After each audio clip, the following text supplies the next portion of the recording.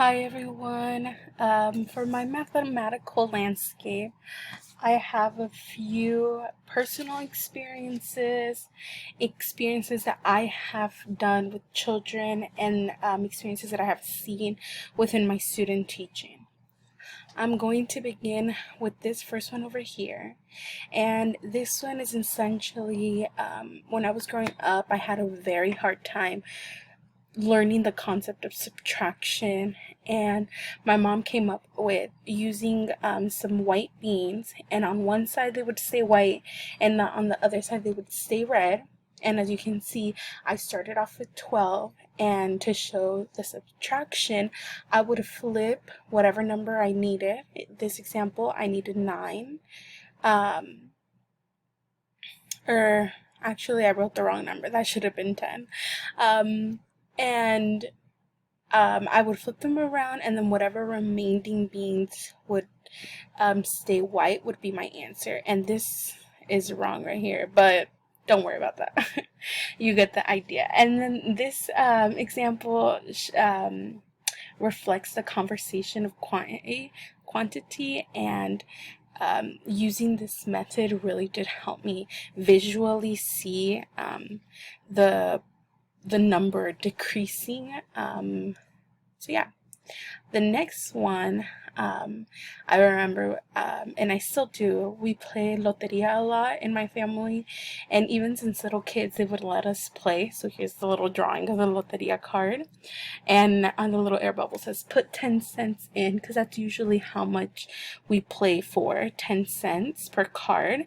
So I would I remember I would only either have dimes or nickels, and in this case there's nickels, so I would count by fives, and this represents my skip counting and how I needed to count till I got 10, so then I can put it in, so then I can play. Moving on, I have this apple taste test chart or graph, and this is an experience that I had teaching. I had in my freshman year here at CSUCI. I was in a math class, and I had to go to a classroom and essentially teach them some math activities and stuff like that. And I noticed that week they were talking about apples. Like that whole week was like apples week. It was in the fall, and I decided to do an apple taste test chart because they were already going to taste test apples. So I decided to chart them out, and this was, for me, it was like a need for organization, and I used different color little stickers to represent the apples that the students liked. So the yellow meant good, red meant that they didn't like it, and then by the end we were able to see how many in that essential round like the apple. So for the Granny Smith, like 4 students liked that apple, and so on and so forth. And I found it that even the students enjoyed seeing what apples they liked, because then they would forget, and then that way they can go back and show their parents. Another not activity, but another thing that I saw within that classroom that I had to go and help at is they loved counting with the calendar. They loved adding a new number, and every day was a new child that would get to use a little pointer stick and lead that calendar session. And for this one, I marked it as counting backwards because that was their favorite part. The little air bubble says like 18, 17, 16, 15. And once they got down to 3, 2, 1, they would all jump up and scream blast off. And that's like something that I really remember them enjoying, is the counting backwards. And once they would do it in English, they would practice it in Spanish. And some of the students knew a little bit of sign language, so they would do their numbers in sign language as well. So that was one thing that they loved to do. They'd love, for calendar specifically, they loved to count the backwards. Hopping down to here, this is a little purple spider.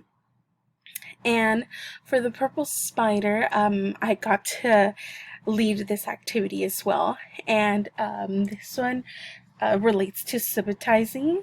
And essentially, we would start off with 12 eyes, and one child, they would get to roll it, and this would be at first we started off with adding, so we would roll one dice, see what we got, and then we would add the next, and they got really into it, and they I saw how some of the older ones that were gonna move on to kindergarten the following year, they got the numbers down. Like, they didn't have to count the dots, but the ones on the younger side, like the younger 4.5s, they had a little more trouble with the 5s and the 6. They would get a little confused with those, but they were getting the hang of it.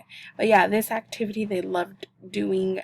It was fun doing it with them. I didn't think that it was gonna go too well, but they got it immediately. And then we did the opposite, so we would try to do subtraction after. The last experience that I had going to like volunteer at this classroom is there was one little child that came up to me, and then he's like, I'm 3 years, or he's like, this is how old I am, and he raised out his little hand and he had his little 3 fingers up, and I said, how old is that? And then he, with his other finger, he went in and touched every single one of them and shouted 1, 2, 3, and that to me showed me and reminded me of the one-to-one tagging. So he didn't say that he was 3, he showed me first, and then he counted his fingers to tell me specifically how old he was.